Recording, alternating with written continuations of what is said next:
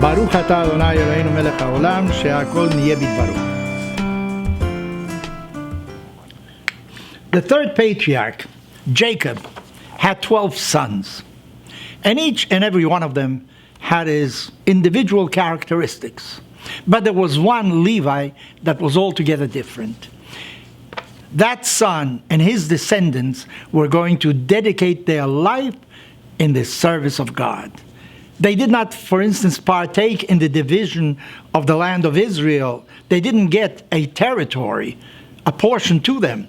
Instead, they got 30 cities that were given to them, and those cities also served as cities of refuge, so that if a person committed a crime, but he didn't want to do it involuntarily, he didn't mean to kill somebody, and somehow he did, so he could run away in those cities and remain safe until the high priest died. Then everybody would go free.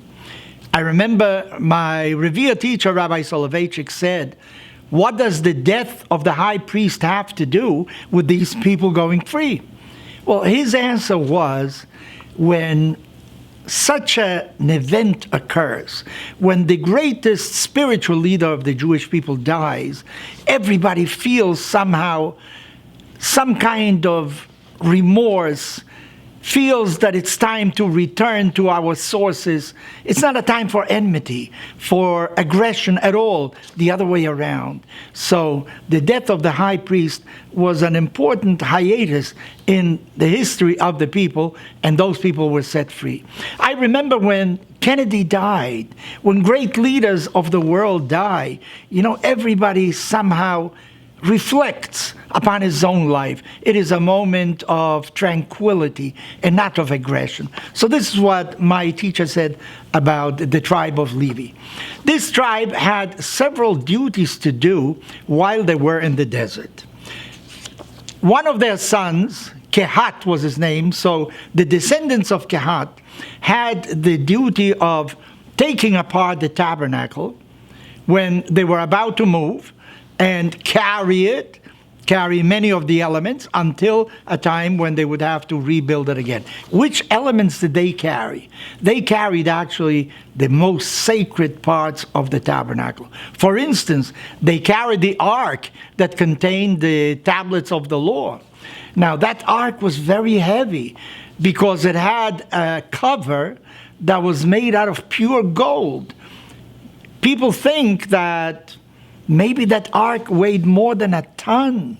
How could 4 people carry that on their shoulders? Much too heavy. So our rabbis say, you know what? Actually, they didn't carry the ark. The ark floated, and the people that were carrying the ark were actually suspended from the ark. In other words, some things that we think are burdens, the other way around, they give us life. Ahad Ha'am said it, and many others said it also. More than the Sabbath, more than the Jews kept the Sabbath kept the Jews. The Sabbath gave us a purpose in life. So these descendants of Levi, the Kehatim, they were the ones that carried the very sacred objects. There was another part of the tribe of Levi. Those were the sons of Merari, the Merites. What did they carry? They carried the wooden poles. They carried the other elements, the structure really of the Mishkan. And when the time came to put it back together, they of course participated in that again. People weren't supposed to look when the Mishkan was taken apart, because the Mishkan was a sacred refuge. That was the house of God. So how can the house of God be taken apart and put together? This was a mystery also. So people were not supposed to look at it. Then there was, of course, another part of the tribe of Levi. Those were the Gershonites. What did they do? They did many menial things. Wherever there was something to do, they were there. If there was somebody who couldn't do what the Merarites were supposed to, they took their place. And it made me think, Some people in this world know exactly what they have to do. Two of the sons of Levi had very specific duties. They knew exactly what they had to do. And yet there was one that was like a fill in a gap. And nowadays we find that many of us really don't know what to do. You know, we're living in an age of tremendous transformation, rupture with the past, totally different, and one doesn't even know what kind of trade, what kind of profession should his children study. Maybe we need something like general studies, prepare him for life, prepare him to fill in certain parts that are not filled in by others. We're living in a transitional period of the history of humankind, artificial intelligence, and who knows what other innovations are for us to be seen and to practice in the near future or in the immediately. Who knows what changes that will bring. That puts us all in a certain period of uncertainty, and life is really uncertain. So therefore, man always looks to God, because there are certain things that he cannot solve. So he looks to God for answers to many of these things.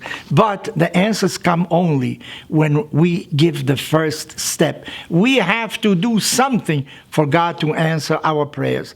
So even though the tribe of Levi was dedicated to the service of God, and some of them knew exactly what they had to do, there were others that were uncertain about what their purpose in life, and life is actually a long road in finding what is the purpose of one's own life.